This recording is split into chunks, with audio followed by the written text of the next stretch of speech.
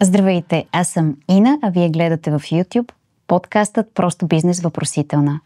Времето, в което ще ви разкажем, че един бизнес за своите създатели никога не е просто бизнес. Днес в студиото на подкаст Media Lab е пълно с красота, изящество и женска сила. Гостува ни една дама с много житейски и професионални постижения. Тя е носител на титлата Мисис Баба Вселена. Което означава, че е най-красивата жена в своята категория в цялата Вселена. Точно така. Зад гърба си обаче има и няколко собствени бизнеса, а най-новото и начинание е писането на книги. Вече има издадени 3. Казваме добре дошла на Дони Василева. Здравей и много ти благодарим, че си при нас. Истинско удоволствие, че си при нас. Аз ви благодаря, прекрасни момичета, за поканата. Удоволствието е мое да си поговорим за това, за което искате. Едно от нещата, с които бихме искали да започнем, защото все пак тук говорим за бизнес, е от перспективата на времето. Можеш ли да ни загаднеш с колко бизнеси си стартирала? И съответно, как си преминавала от един към друг? Защото много хора си мислят, че когато създадеш бизнес, този бизнес трябва да ти е за цял живот. Или че е много трудно изобщо да започнеш, как се адаптираш към средата. Разкажи малко за първия си бизнес такъв. Защо реши да започнеш пътеката на предприемач? Първия мой собствен бизнес, в който, както се казва, не ме покани някой ела да работиш за мен. Преди това съм работила по този начин. Бях много млада, на 20 и няколко години. 90-те години, онези смътни времена, когато хората добиваха смелост, започнаха да правят частни, да предприемат нещо, било ползвайки опита си в предишна работа или някакви чисто нови идеи се раждаха, буквално цъфтеше всичкото това нещо. И аз, разбира се, добих смелост, млада, зелена, но казах, вече ще работя за себе си. И първото нещо, което направих, бяха магазини.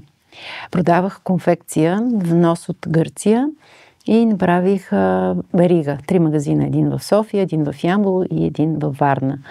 За съжаление, в тези години силните бяха силни. Ние, такива като мен момичета, бяха буквално обречени, точно както пиша в романа си, защото романите са автобиографични и там съм ги описала тези неща с подробности. Както и всички останали бизнеси, може да този, който е любопитен, да прочете точно как от един преминавам в друг.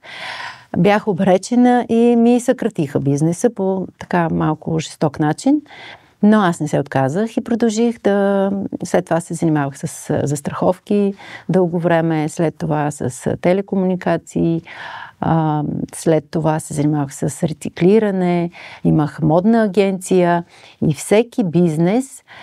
Имах детски център, един от първите детски центрове. Видях го в Гърция, как се случва това нещо, водейки моя кръщелник там да си поиграе на едно такова място.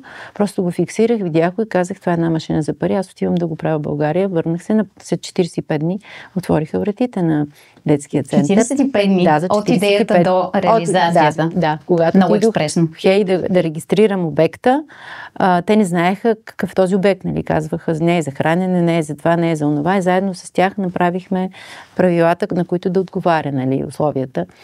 Това кога се случи с детския център? Защото сега ние можем да кажем, че много често самите ние използваме такива заведения, но това, което споменаваш, ти си прокарала пътеката дори по какъв начин да бъде регистриран? Да, това беше буквално първите, не знам, имаше някъде нещо подобно направено, но първият истински хубав детски център го направих аз.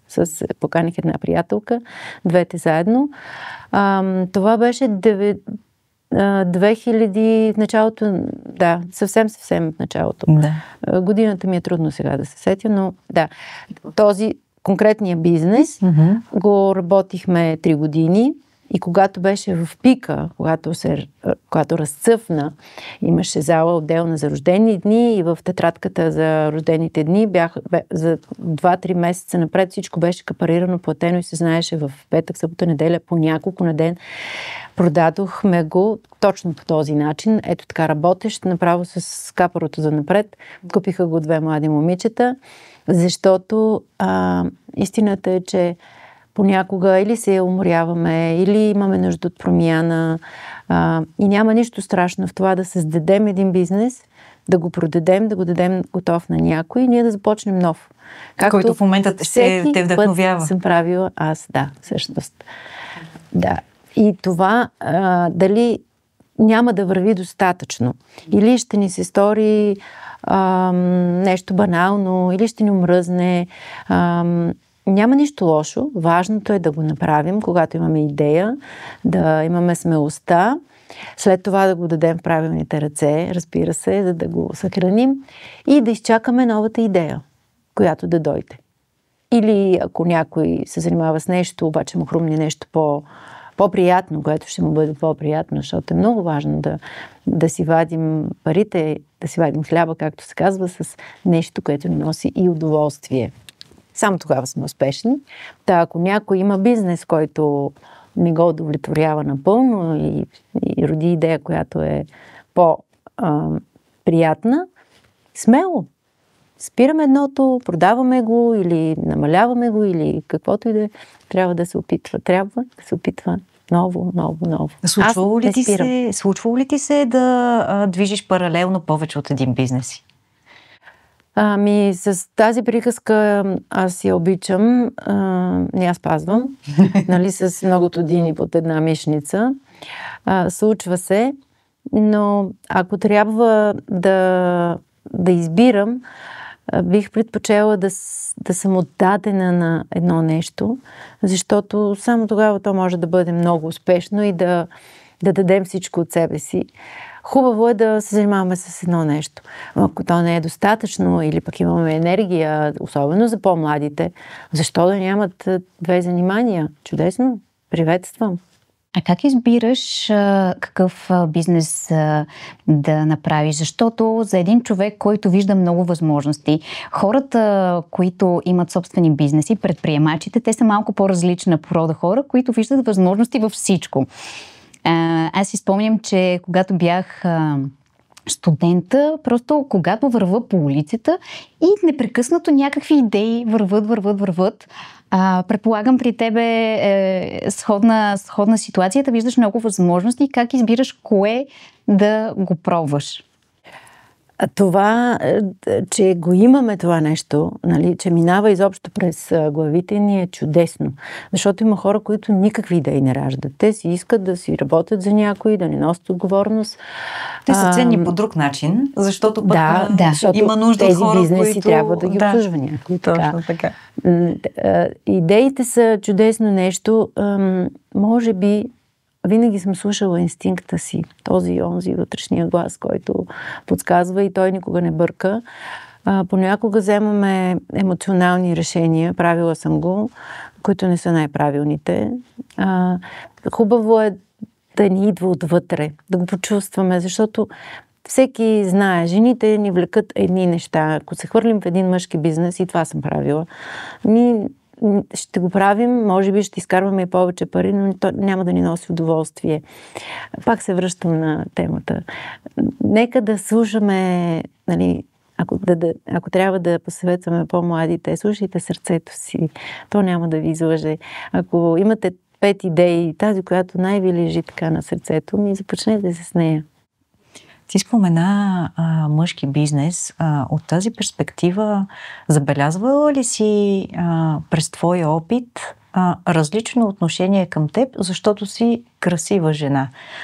Много често попадаме на такива коментари, особено за много добре изглеждащи жени с успешни бизнеси, за които се казва, тя, нали знаете кой седи зад гърба й? В България е прието, че зад всяка една красива, успешна жена седи един или повече мъже, които са и дали средства, контакти, възможности, т.е. някой, който някакъв гръб.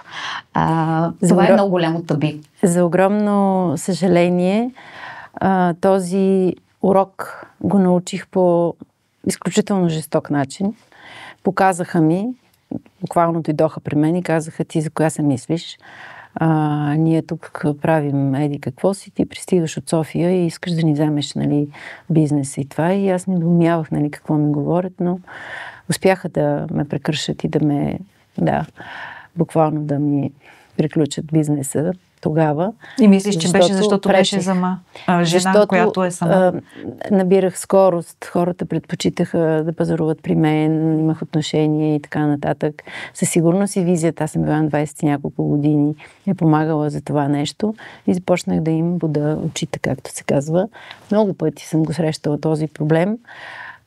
Трудно е, както съм казвала на приятелки, най-трудно ми е да задържа вниманието на мъжете, когато говорим за бизнес, върху думите ми, върху това, което им говоря, защото те не ме слушат. Те те гледат. Те ме гледат и колкото и да съм обрано облечена и да не им давам възможност да се разсейват, те намират къде да се фокусират и трудно, но момента, в който успея, защото жените с по-приятна външност винаги са подценявани, нали? Защото битува едно правило, нали? Красивите са глупави. Сякаш е задължително, нали? И има нещо такова. Това е, разбирате ли колко е трудно, защото всеки път трябва да се доказва една жена, която има. Те са много такива. Около мен също има много жени.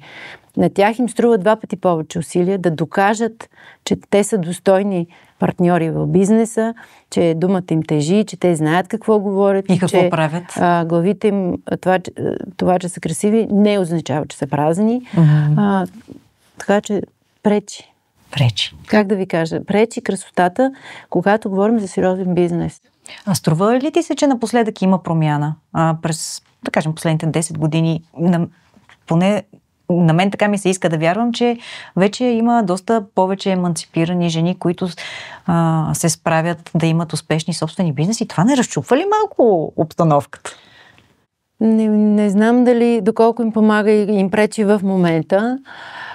През годините аз съм имала проблеми с това. Разбира се, на моята достойна възраст се справям блестящо вече, но страхувам се, че младите винаги ще имат този проблем. Още повече, дайте да погледнем какво показват телевизиите и медиите.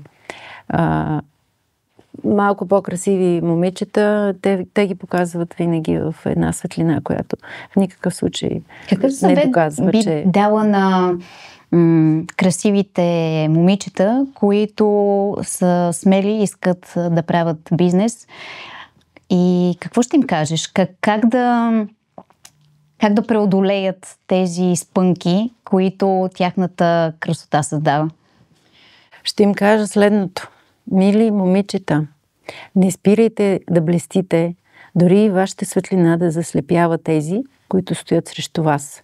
Рано или късно това, което имате вътре в красивите си глави, ще бъде оценено. Много ти благодарим за тези думи.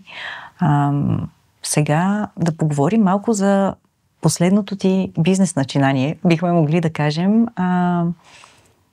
Това е писането на книги и ти за много кратко време вече имаш издадени 3 книги, 2 автобиографични романа и една по-различна книга, с която мисля, че си започнала. Ще ни разкажеш ли първо как се появи тази книга, свързана с красотата, и тя се казва "Красиви отвън и отвътре"? Първо, не знам дали наистина трябва да говорим за писането като бизнес, защото за мен не е. Аз не го приемам като бизнес. В момента не се боря за брой продажби или за печалба. Печалба трудно ще достигна, защото сама се издавам, сама пиша, сама всичко абсолютно си правя. Тоест инвестицията, която съм направила в тези книги, не знам кога ще ми се върне. Но смисъла за мен е друг да предам това, което съм написала в книгите, защото е изключително важно.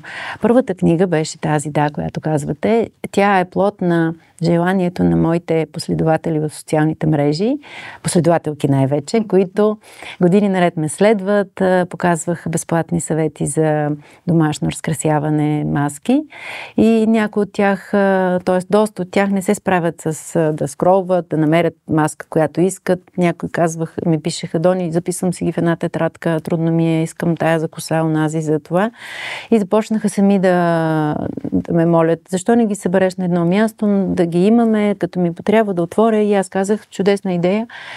Събрах всички маски, които през годините съм тествала, подобрявала, показвала и така нататък, които са супер елементарни, както аз казвам, простички неща, с едно яйце, с един белтък, с малко хума или нещо, как да жените да си поддържат красотата вкъщи. Книгата се продава чудесно и е полезна, което е най-важното за мен да бъде. Това е смисъла. Пишейки нея, исках между главите да добавя малко историки лични от моето детство, как започва моят интерес към домашната козметика, към маските, към изобщо красотата. И тези историки бяха кратички. Редакторката обаче, като започна да ги чете и каза: според мен трябва да ги махнем от тази книга и всичкото това нещо да седнеш и да го напишеш. Без да зная, че аз много отдавна, всъщност бях започнала моята история да си я записвам. С идеята, евентуално някой ден тя да стане достъпна. И основно адвокатката, която помогна в откриването на моите биологични родители, ме помоли да дам максимално гласност на историята, която завърши със щастлив край при мен, за да помогнем по този начин да се дигне много шум, тъй като стоеше един закон в Народното събрание, който не се приемаше дълги години. Аз си обещах, направих го и редакторката, адвокатката и всичко наклонено там да седна и да завърша моят автобиографичен роман. Го написах, за да бъде лесно за четене, да не е автобиография, защото коя съм аз да пиша автобиография. И роди се.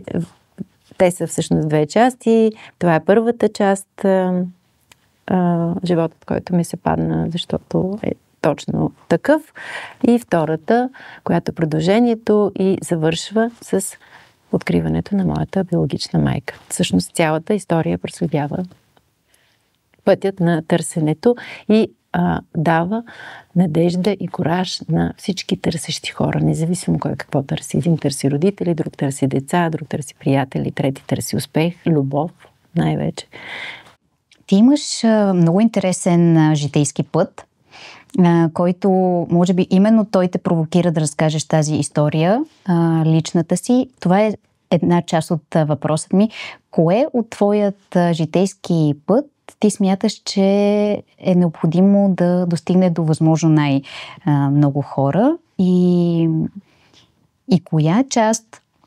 с коя част от житейския си път най-много се гордееш, оценяваш като най-голям успех?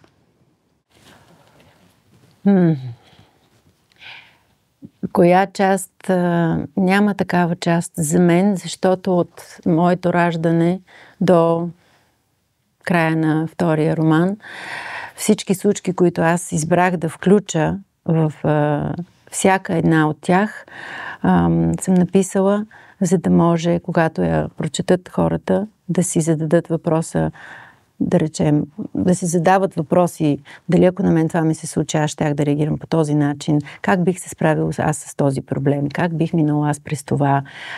Това, което говорихме преди малко, всичките бизнеси, начинания и неща, които съм започвала, колко пъти съм стигала до най-високото стъпало и пак съм падала до най-ниското и така колко много пъти в живота може да ни удря много силно, да боли много и как обаче длъжни сме да намираме сили и да се изправим и да започнем и да продължим, защото той не свършва. Той може да ни причини каквото и да е, но ние трябва да продължим да го живеем. Животът е за да го живеем, да му се радваме и в тежките и в трудните ситуации да намираме смисъла на това, защо са ни изпратени, да си извадим подходящите изводи, да ги приемем като урок и пак да продължим. Без да се отказваме. Никога, за нищо на света, без да се отказваме от това, което искаме, от това, което преследваме. Това е смисъла на изобщо на писането. Да може всеки да намери по нещо за себе си. Не, че моята история е единствена. Имам и по-интересни, и по-тежки, и истории от тази на моя живот, но изводите тук са изключително важни. Тони, като те слушам, толкова много въпроси се трупат в главата ми. Ще се опитам някакси да ги синтезирам. Първото е, ти в романите разказваш своята лична история и всъщност една от нишките е отново твоето пряко участие в прокарването на една пътека. И това е една много сериозна и чувствителна за много хора тема, свързана с осиновяването и намирането на биологичните родители, роднини на един човек, който вече е пораснал и той знае, че е осиновен. Първо, от моята перспектива ми се струва, че това е трудно за разказване и за споделяне. Ти ще кажеш дали е така и също така, кое беше най-трудно за теб да напишеш в тези книги? Проблемът с осиновените деца, защото основно децата, когато разберат, че са осиновени, започват да търсят. И с тяхното търсене е много голям и през годините съм говорила много, по най-различни начини. Всичко това го пише в книгите. Давала съм гласност без да се притеснявам никога от този факт, без да се притеснявам от това, че тези, които са ме познавали като дете, ще ме осъдят за това, че аз имах изключителни родители. Наистина изключителни. 100 пъти, ако трябва да се родя, пак тях ще избера за моите родители. Обожавахме се взаимно, но те си отидоха много рано. И аз не съм изпитвала никога огризение за това, защото не им причиних никога на тях болка и не бих си го позволила. Ако те бяха живи, аз нямаше да търся. Но тях ги няма. И аз имам изконното човешко право да знам произхода си. Следвайки това, причините са много, защото ме питат, нали, защо го правиш? Ами как, защо? Аз имам 2 дъщери. Ако дъщеря ми се влюби в брат ми, или в първия си братовчет, ако да речем, аз имам брат, сестра или нещо. Всичко е възможно. Това е кръвосмешение. Тук говорим за страшни неща, които могат да се случват. Аз имам право да знам. Това не е, да. Ако се налага живото спасяваща операция понякога и ако аз нямам деца генетичната връзка е важна. Може да ме спаси. Абсолютно. Нали, или ти да спасиш някой друг. Или аз да дам нещо да спаси. Много са причините и тя не е просто човешкото любопитство, както хората си казват, нали, за какво ти трябва, ма ти такива хубави родители имаше. Да, чудесни, най-хубавите родители имах. Аз го пиша с такава любов, че хората, когато четат и плачат и казват, нали, толкова някой да обича родителите си като теб е рядко. Затова не съм се притеснявала и съм говорила и затова давам кораж на всички и казвам, търсете, имате право да знаете. Нали? Но не дайте да наранявате хората, които са ви отгледали, каквито и да са те. Дори и да не са били толкова прекрасни като моите родители. Те са направили всичко по силите си и по възможностите си. Факта, че някой ви е отгледал, благодарност и така. А колкото до това, кое ми беше най-трудно да напиша, то не е едно. Те са няколко случки, които са много жестоки и са много тежки, които никога пред никой не бях разказвала през целия си живот. Никой не знаеше, но седнах, струваше ми много време да плача, да се вдигам отново и отново, за да мога изобщо да го сложа на белия лист. Дъщеря ми не знаеше, никога не е знаел, както всички останали. Когато и подарих втория роман, там са тези случки трудни, тя ми се обади на следващия ден и това, което каза, беше: мамо, аз винаги съм знаела. И аз не можах да повярвам на ушите си и казах, как така? Не в конкретика, но винаги съм подозирала, че има много тежки неща, през които си минала и си ни предпазвала, просто не си го споделяла, но аз усещах, че има нещо неизказано. Тя го научи от романа. Разбра тя какво? Нямах силите, за да го споделя никога с никой, но го написах. Това помогна ли ти чисто на теб да се освободиш от бремето на травмите, от тези случки? Да, почувствах се като пречистена, защото го извадих от себе си и го дадох на всички да го разберат. Не за друго, защото аз не съм единствената, която съм минала по този път. То беше масово. Случваха се наистина страшни неща в годините назад. Вие сте много млади, не ги знаете, може би сте чували. И никой не говори за това. Ще чета света. Как се справиш с трудностите в живота, които непрекъснато един ден може да бъде прекрасен, на следващия може да ни чака един препъни камък и човек с годините започва да трупа опит с препъни камъчета. За един тези препъни камъчета са наистина голямо пречка и препятствия, а други като че ли ги минават незабелязано за околните, но вътрешно те имат своят начин. Как ти се справяш с трудностите? Всички хора имат проблеми, със сигурност и на вас ви се случва да ви излизат някакви препятствия. Когато сме млади, минаваме по един начин. Когато сме малко по-олегнали, вече започваме да го приемаме. Чакай сега да го гледам от тук, от там, това защо ми се дава. Почват едни такива други въпроси. На моята възраст вече приемам всичко. Да, смирено, спокойно. Каквото и да е то е моето. Аз знам, живота ми го доказа, че аз не мога да избягам от нито една крачка, която ще направя, защото те са предопределени. Животът на всеки от нас е един път, който просто ние трябва да извървим и не трябва да губим себе си. Независимо пред какво ще се изправим. Защото наистина много страшни неща могат да се случат. Да погледнем сега какво се случва по света, на колко места има война, какви неща се случват там и ние тук си въобразяваме, че имаме някакви проблеми. Да. Не, ние всъщност нямаме никакви проблеми. Ние сме здрави, живеем в мирна страна, имаме всичко, което ни е необходимо. Хубаво е малко по-философски така да се минава през проблемите, защото и най-големият проблем само след една година, като го погледнем отстрани и си казваме, това ли беше големия проблем? Да. Нали? Така е. Нека да не се драматизира, нека да сме по-духовни, по-смирени и да гледаме голямата картинка. Дони, аз искам да те попитам нещо свързано в комбинация от предприемаческия ти опит и личната ти семейна история. Какво смяташ, че е важно за изграждането на един предприемач? От наша перспектива, това, което човек вижда като пример в семейството, е много важно. Някои биха казали, че предприемачеството е наследствено. Ти какво мислиш по въпроса? Сега ме карате да се замисля, но надали е наследствено, защото семейството, в което израснах на времето, предприемачи нямаше в онзи строй. Нали? Всички бяха работници и някои тук-там директори. Там нямаше такова нещо.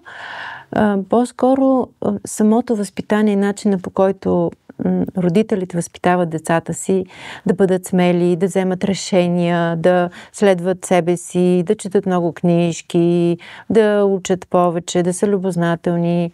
Ето тези неща започват да изграждат, нали, детето, което като порасне и ако, както казахме преди малко, усети някаква възможност, да има смелостта да започне да го прави това нещо.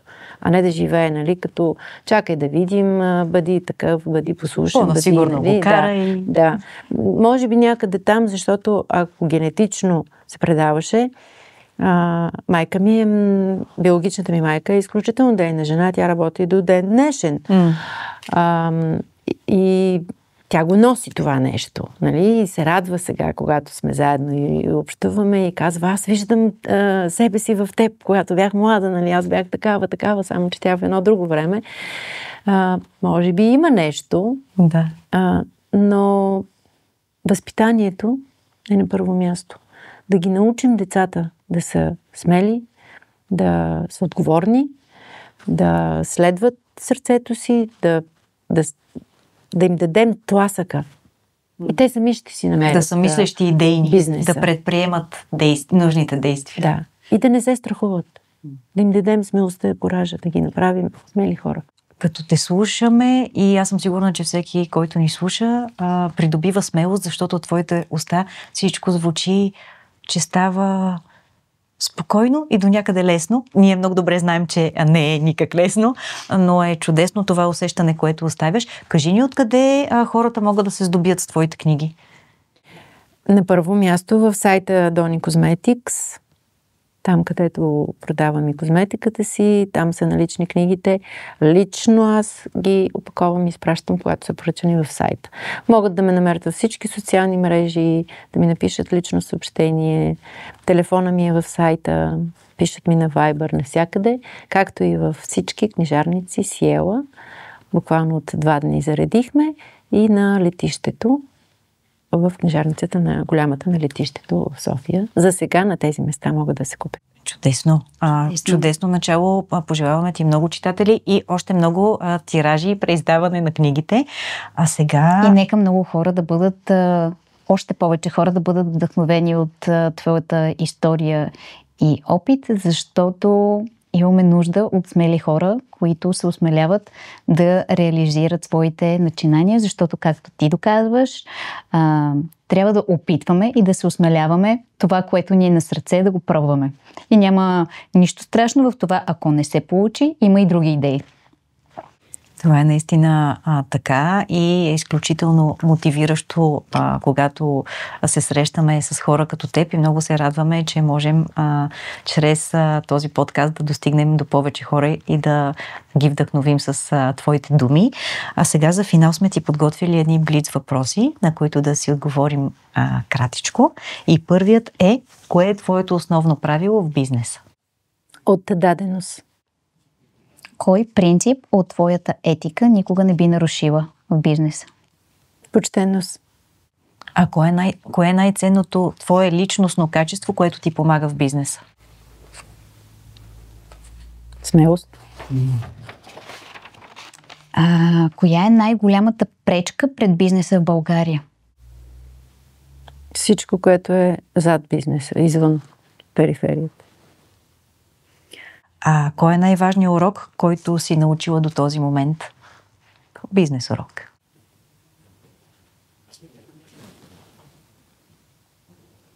Да не се отказвам. И за финал, какъв е смисълът да правиш бизнес именно в България? Огромен. Толкова обичам България и коренът ми е толкова дълбок, че не мога да си представя да правя бизнес на друго място. Ние също сме така и изключително много ти благодарим, че отдаваш цялата твоя прекрасна енергия на всички твои инициативи тук в България. Ние вярваме, че по този начин, когато много хора правим по този начин, България ще става едно все по-хубаво място за живеене. Сигурна съм, в което повтарям го непрекъснато. България е чудесно място и за живеене, и за бизнес, и за всичко. Просто напускайте, стойте тук и се борете. Или отидете, вземете си нещо от някъде друга, да някоя идея и заповядайте да да я реализирате. Култура, език и елате тук и го реализирайте. Благодаря ви безкрайно. Прекрасни сте за поканата. Дано да бяхме полезни и това, което не можахме да кажем, се намира в книгите ми. Много ти благодарим. Благодарим и на теб, че гледа този епизод на Просто бизнес въпросителна. Можеш да намериш още. Всяки нов епизод излиза в събота в YouTube канала на Podcast Media Lab. При нас днес беше една изключително вдъхновяваща личност и следващия път те очаква нов вдъхновител. Не пропускай Просто бизнес въпросителна и Podcast Media Lab. До скоро! До скоро!